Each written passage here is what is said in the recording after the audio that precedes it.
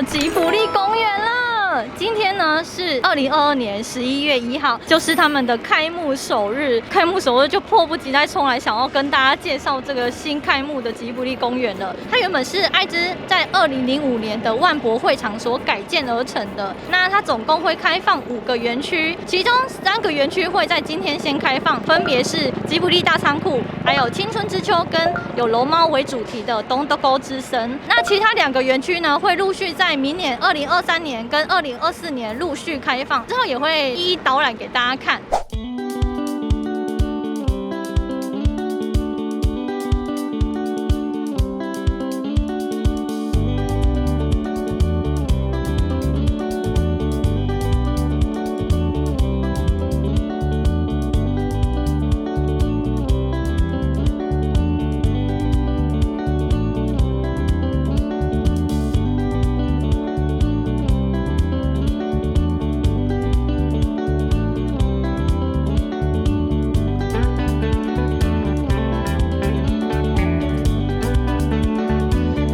如果你想要来吉卜力公园的话呢，抵达名古屋站之后呢，转搭他们的地下铁的东山线到藤丘站之后呢，再转搭他们的リリモ到爱地球博纪念公园站。顺带一提，这个リリモ呢是日本第1台磁浮列车，我现在坐着他们的磁浮列车，坐起来非常的稳。你不想要搭乘电车，你也可以透过巴士到吉卜力公园。你只要在名古屋车站附近有直达吉卜力公园的巴士，欢迎大家选择适合自己的交通方式前往哦。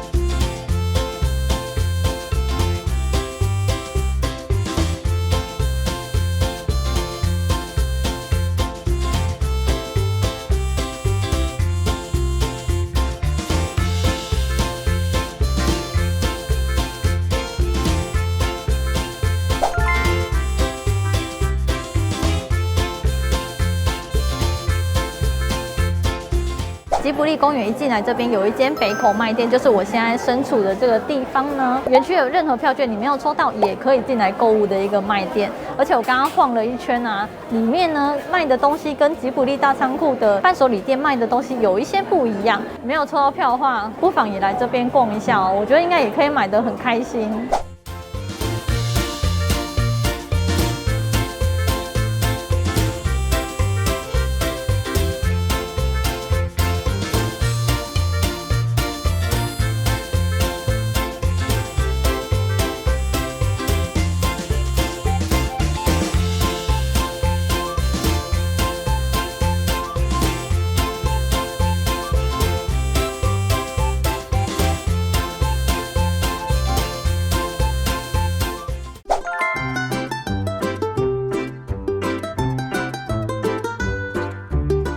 那假如说你是携带大行李来吉卜力公园的话呢，也不用担心，这边有一个北口案内所，这里呢提供很多的置物柜的空间，可以让大家放大小行李这样。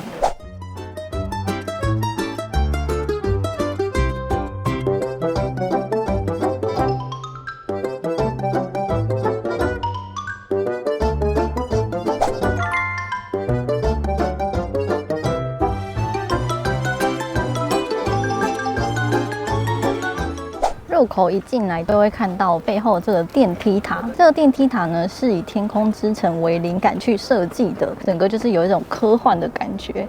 那我们就赶快去搭电梯吧。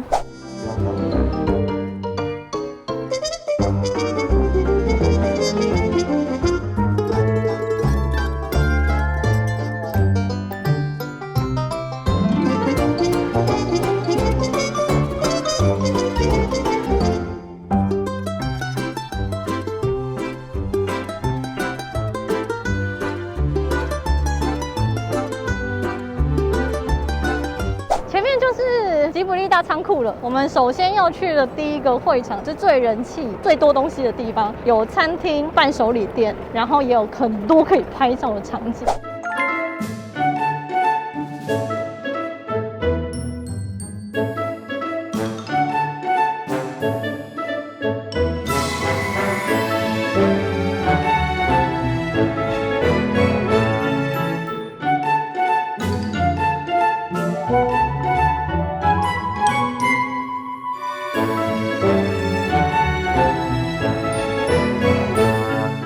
我们现在来到了第一个园区，就是他们的吉普力大仓库，就是我背后这一栋。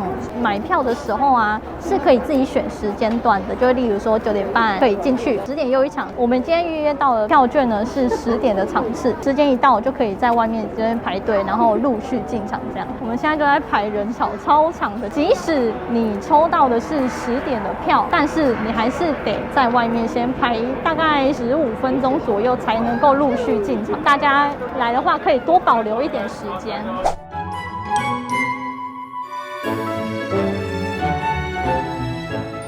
现在到门口了，等一下就要进去了。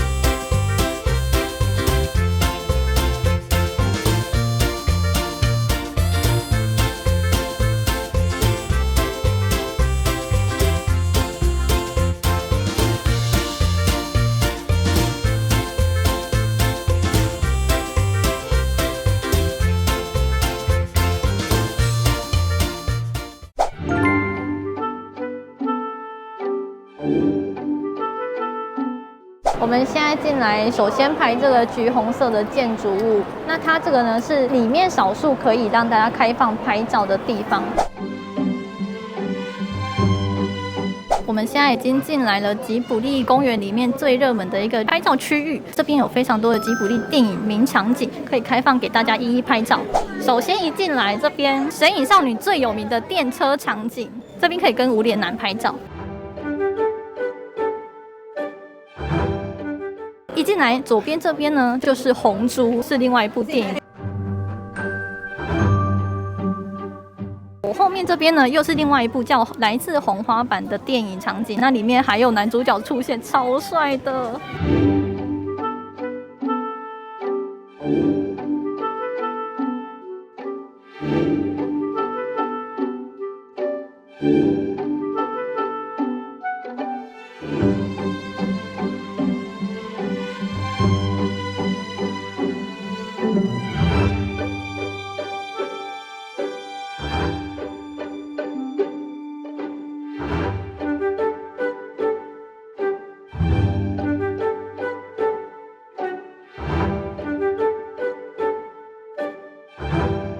那我的右边这边呢，又是另外一部比较老旧的电影，叫做《平城离合战》，狸猫们在议事的样子。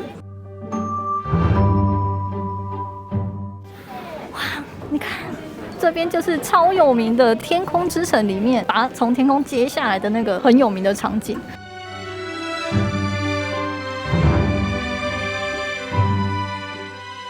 再来另外一个呢，也是必拍的，希达在机器人兵上面，然后婆婆在救他的这个场景。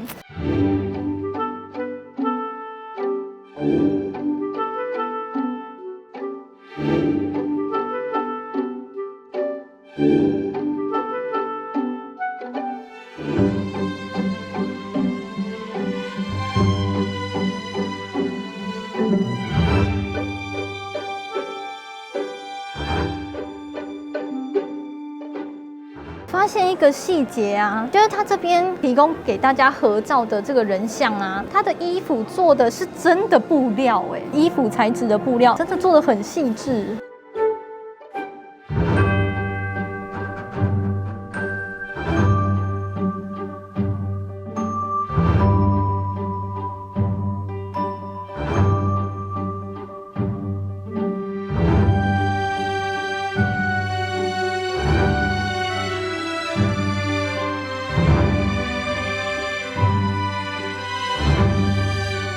每一个电影场景一看到都让人觉得很熟悉，自己刚刚已经全部都拍一轮了，超好拍。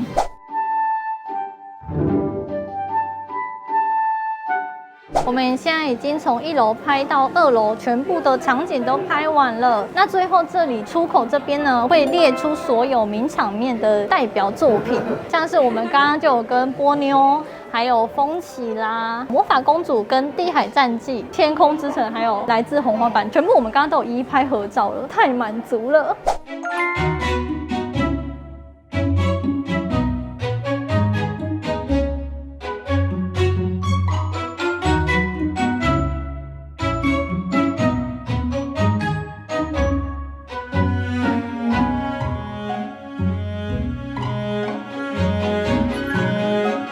吉卜力大仓库这边呢，还有一个小型的电影院，也是必看的重点之一。你在进来吉卜力大仓库之后呢，工作人员会发给每个人这样一个小票券，可以进去我背后的这个电影院看电影。你一定要保存着它。印象展示室呢，它是禁止摄影的，电影的内容也会随机更换，也是有固定的上映时程表。大家如果有来吉卜力大仓库的话，可以抽空来这边看一下哦。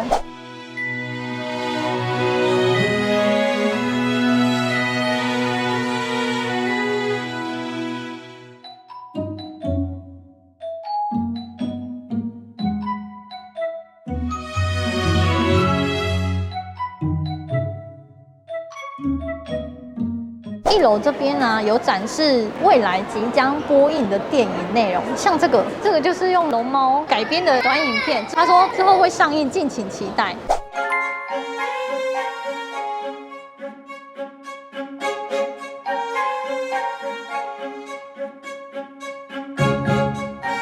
吉卜力大仓库这边还有一个必看的点呢，就是我背后的这个馆长室，里面就是《神隐少女》里面汤婆婆在签契约的那个很有名的场景，里面的所有道具场景都做得超精细的，但可惜就是它不能走进去拍照，只能在外面拍里面的场景而已。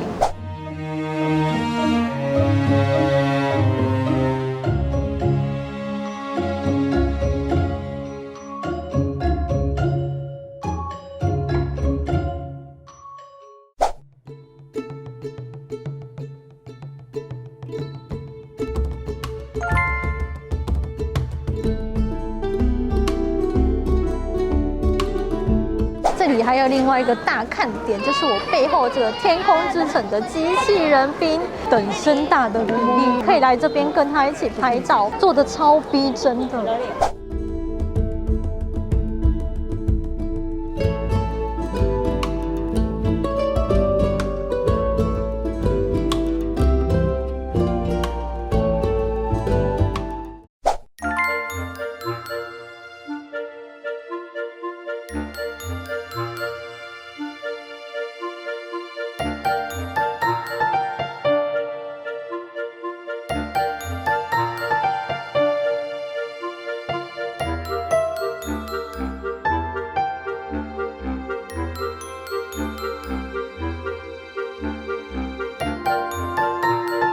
欢迎来到借物少女艾莉缇的世界。一进到这个区域里面呢，我们每个人都像是被缩小了一样，因为这边的一花一草一木呢，整个都被等比例的放大。那其实这里就是完整重现借物少女艾莉缇的电影的世界观，像是这个瓶子啦，或是这边的所有花草都被无限的放大。那这边也有完整重现艾莉缇她的家，我觉得好兴奋，因为我非常喜欢这一部电影。那我们赶快去拍照吧。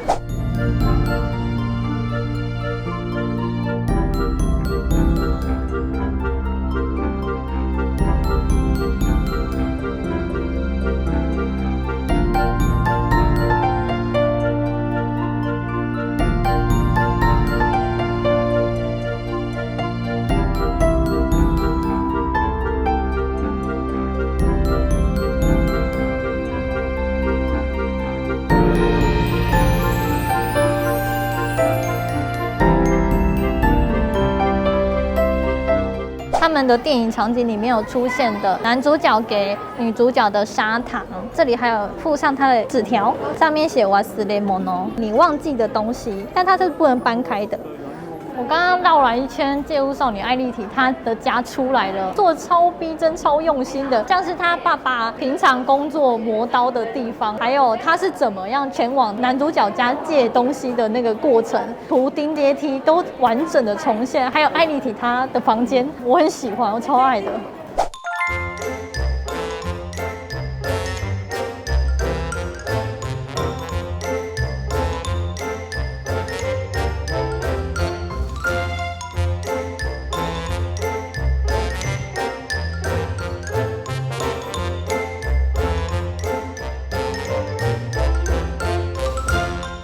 吉卜力大仓库里面，除了有很多提供拍照的设施以外呢，它还有餐厅跟伴手礼店。那我们刚刚去一间叫西伯利亚的餐厅，买了他们的必买的食物。这个是西伯利亚蛋糕，是有在风起的这一部作品里面出现的食品。这个西伯利亚蛋糕，两个都是红豆内馅，它有2种口感，一个是有红豆颗粒，那另外一个是吃起来比较滑顺的口感。这个西伯利亚蛋糕，一个是380日币，还有买了一个超可爱的防滑牛奶。一个是220日币，快来开吃！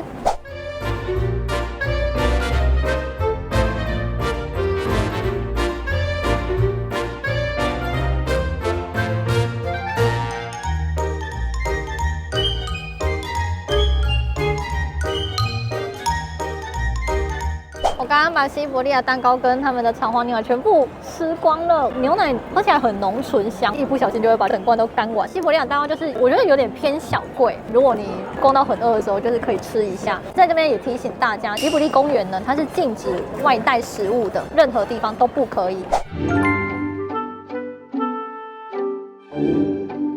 吉卜力大仓库这边还有一个我背后的这个企划展示室，目前呢是展示吉卜力电影里面出现的食物为主题的一个小小的企划展。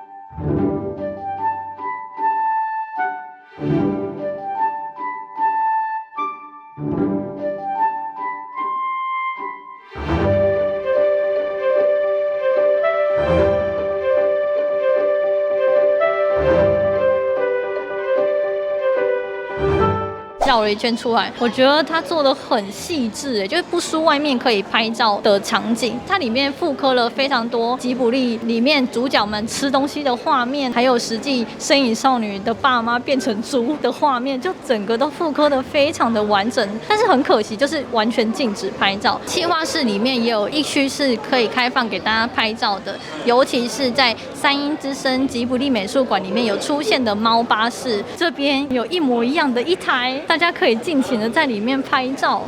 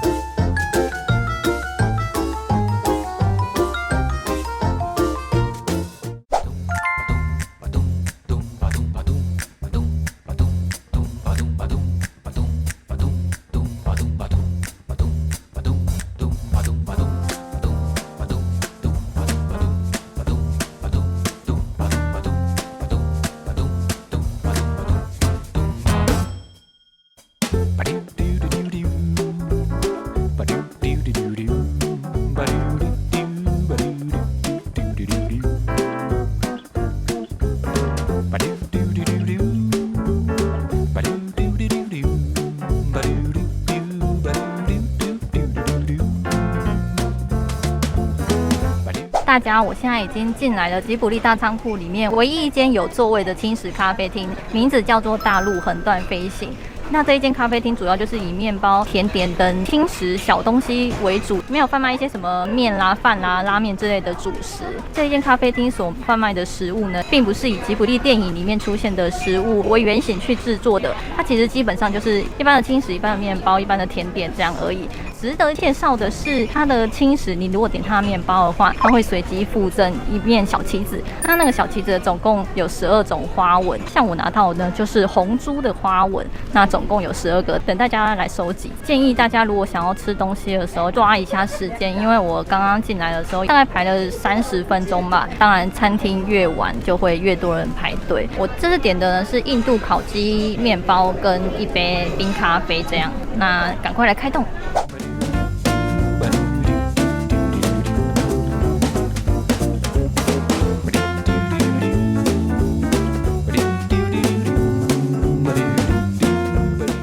现在从大陆横断飞行这一间咖啡厅出来了，刚刚吃完了印度烤鸡三明治，我觉得还蛮好吃的哎，它料给的算蛮丰富的，调味也蛮好吃的，只是说因为它是偏冷，所以说如果你是在意想吃热食的话，可能就不要来这边吃会比较好。它这边主要就是提供面包、咖啡这些让你可以稍微果腹的轻食而已。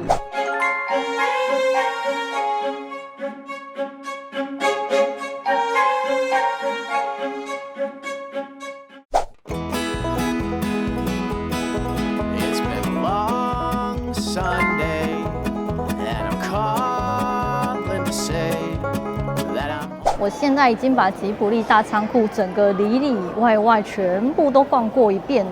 那在离开之前呢，当然就是要去买伴手礼啦。在出口的附近有一间叫冒险飞行团的伴手礼店，那边呢是整个吉卜力大仓库排队排最长、人最多的地方。所以建议大家如果要买伴手礼的话呢，一进来吉卜力大仓库就先冲那个伴手礼店，或者是最后全部都逛完之后预留一点时间，最后再去排那个伴手礼店，比较不会浪费时间。那我们就赶快去逛吧。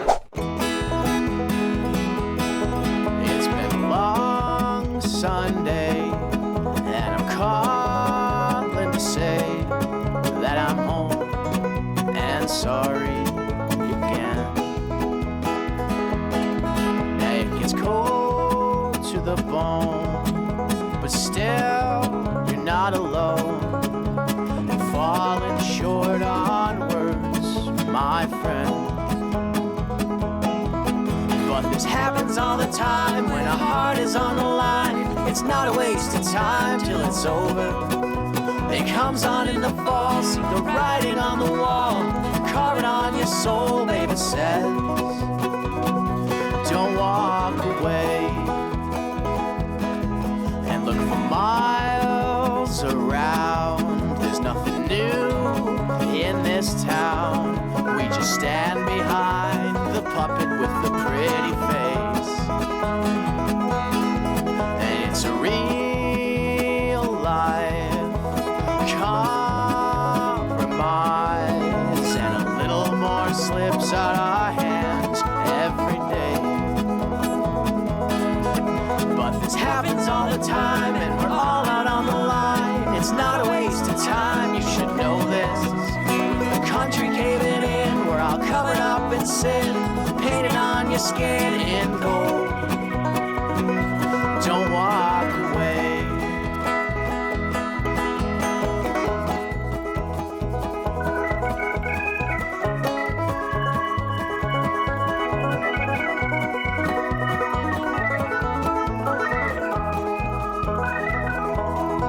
And there's so much that we don't know. We just wait around for the show, and we spend our days in the old corner cafe. But we keep coming back. The bars rise and attack, It's every man for himself anyway. But this happens all the time, no, I shouldn't be surprised. Go upstairs, close your eyes, don't forget that you're way over your head and you're shaking like a pen. But for all your sense and reason, don't stop, don't walk away.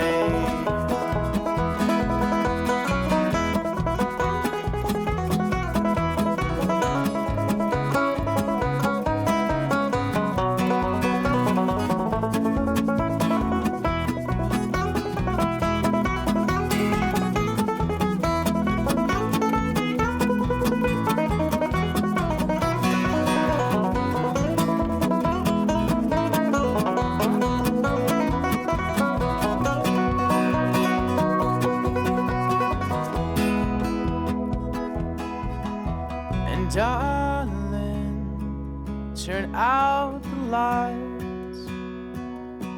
I hear you calling. It's alright. Just go on up the stairs. I'll meet you there. We're all just scared.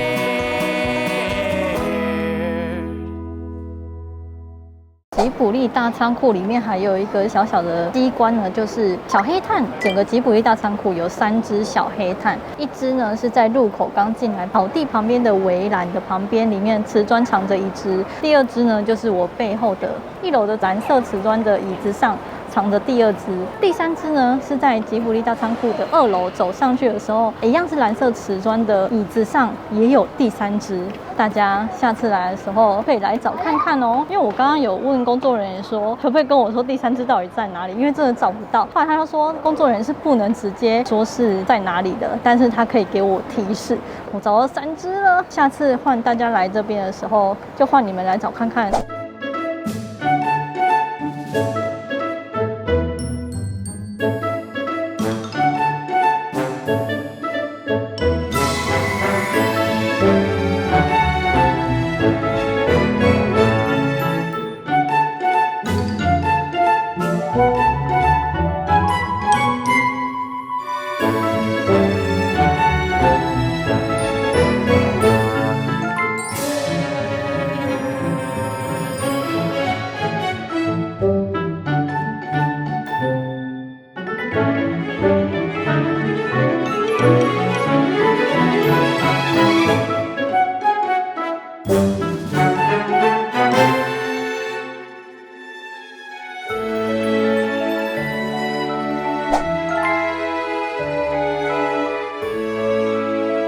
刚刚去后面那个电话亭听他的电话声音啊，就是你不用投币，直接把话筒拿起来听的话，里面真的是有猫咪的叫声哎！我大概听了3通的声音完全都不一样，有很低沉的猫咪的声音，也有好像猫咪在吵架的声音，还有一般的猫叫声。我没有试过，如果真的投币的话会有什么反应？大家有来的话一定要来听听看哦。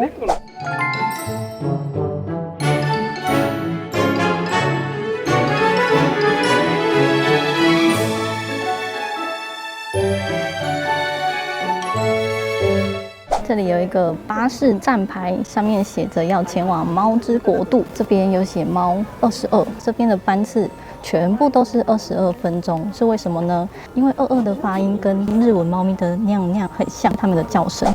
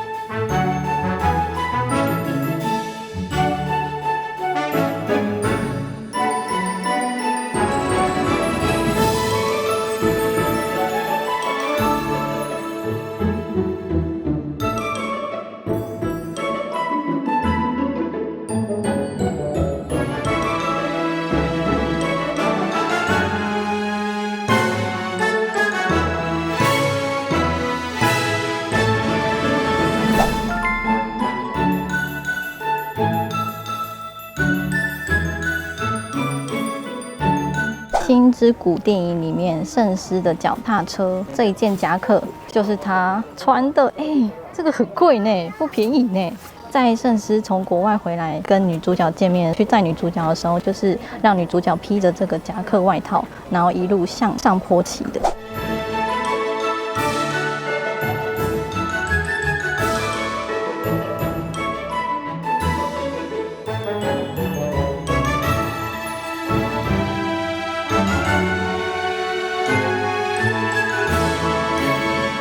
我刚刚花了大概1小时的时间，把青春之秋的这个整个会场每个细节都看过一次，也包括我后面这个静止摄影的地球屋。虽然说这个青春之秋它的园区偏小，没有像吉卜力大仓库那么的丰富，但是我觉得这个看过星之谷的人进去一定会感动。里面的地球屋真的是完整的还原星之谷里面西斯朗爷爷他的地球屋里面的，包括是工作室，包括是厨房，就是还有小提琴的制作室，他在修理的什么音乐盒啦、乐器什么的，全部都是可以发出声音，就是你可以实际演奏的。电影里面有一幕就是西斯朗爷爷他就是跟月岛文在分享说年轻时在国外的一些故事，里面实际出现过的音乐盒呢，这里也会在整点的时候实际表演，工作人员还会用手电筒照给大家看，就是他的所有的机关都设计得非常的精巧。猫的报恩的男主角猫男爵，他出世登场其实是在星之谷里面就有一个猫男爵的雕像，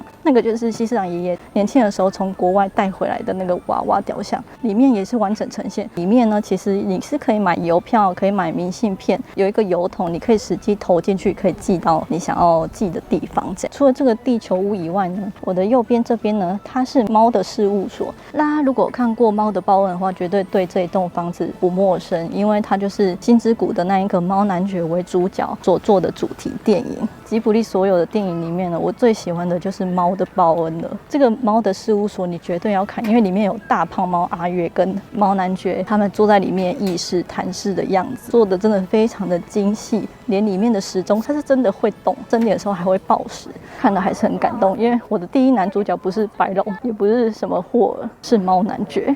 小秘密。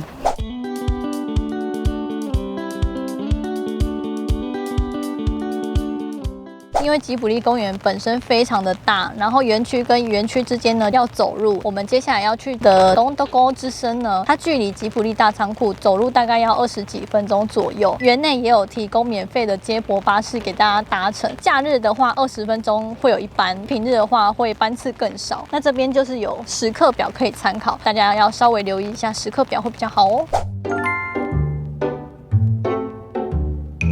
在吉卜力公园园区走动的时候啊，别忘了要多留意这些板凳，因为园区里面总共有15个类似这一种铜像，每个铜像都长得不太一样，总共有15个等着大家收集，它各自代表不同的吉卜力的作品。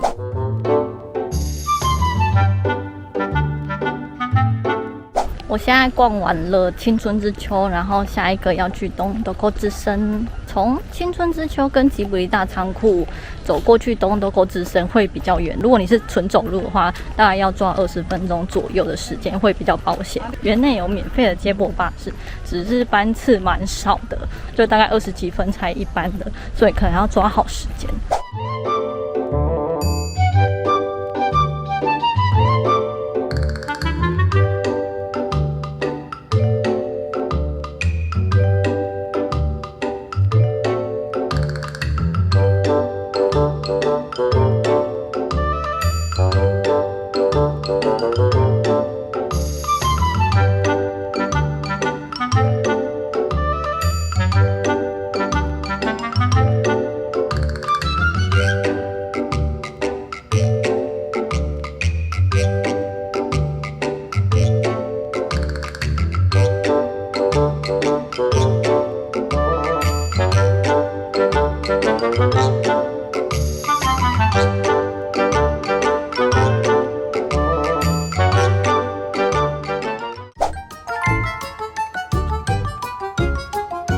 那在大家要去东东沟之森的路上呢，会先经过我背后的这个东东沟东沟，有一点像是休息区的感觉，里面会贩售一些简单的饮品，还有原创的弹珠汽水，大家来这边都会买。那像我们今天拍摄的时候遇上大雨，这边也有提供贩售雨伞的服务哦。因为去东东沟之森那边呢完全没有厕所，大家如果想要上厕所的话，最好就在这边先解决再上去。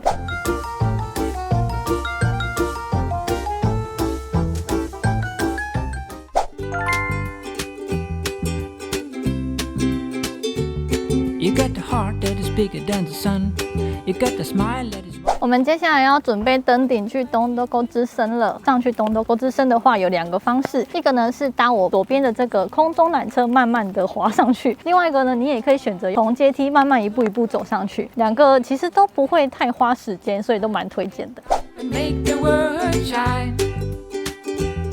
It's time to get back to feeling so fine. You can dance or sing, or you can sing or dance. You got to find the voice that was lost. You got to find the sparkle in the frost. You got to find the passion in the must. You got to find the light in the dust. You are beautiful.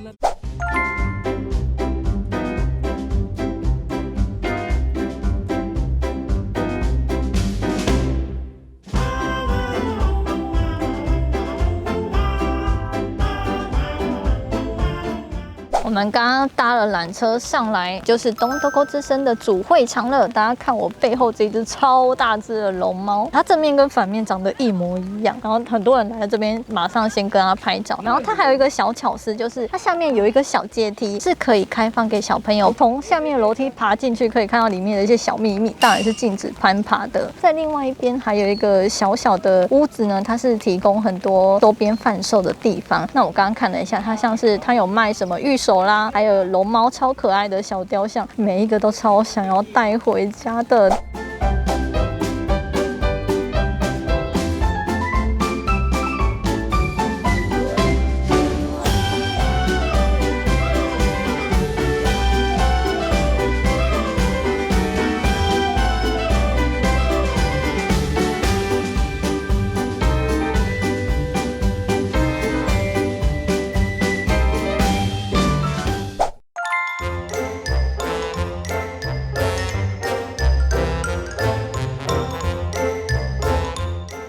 我们现在来到了小月跟小梅的家。虽然说这一次小月跟小梅的家也是被规划在吉卜力公园的区域里面，但其实它是在爱知2005年举办万国博览会的时候就已经存在的展场之一了，完整的再现龙猫他们家一家人的生活的场景，像是书房啦，还有厨房之类的，那里面也是可以拍照的，所以我们赶快进去参观吧。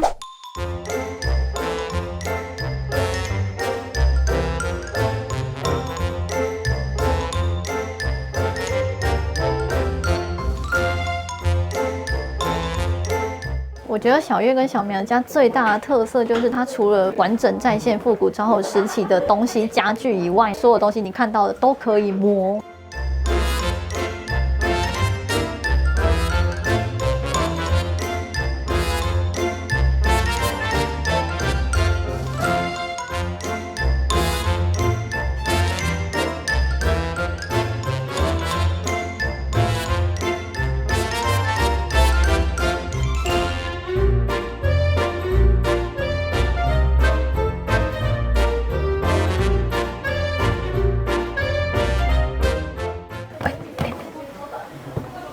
里面有衣服哎，而且你看这是龙猫的图案哎，是真的有东西耶，还有小朋友的，你看衣服全部都有哦。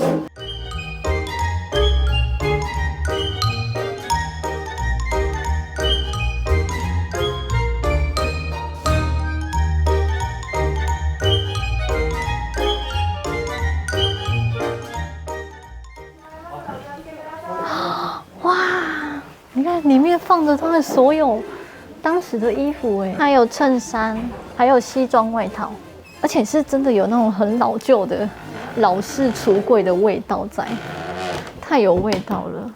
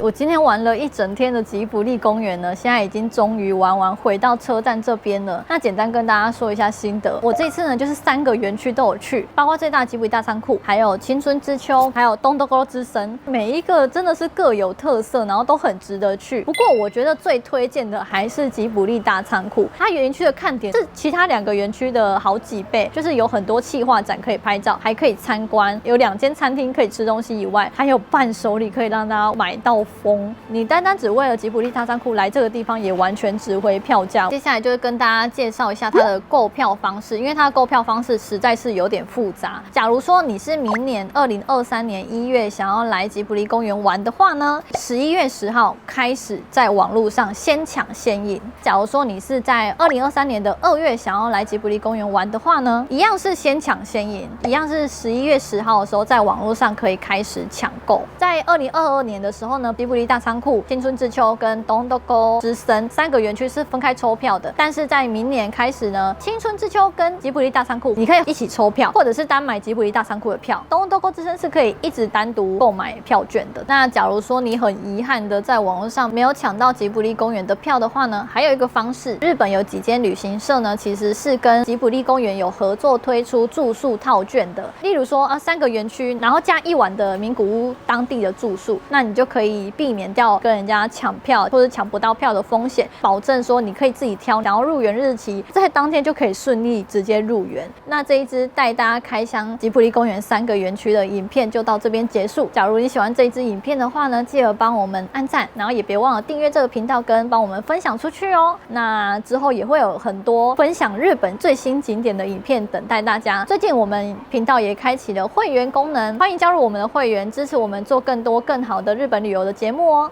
那我们就下次再见啦，拜拜。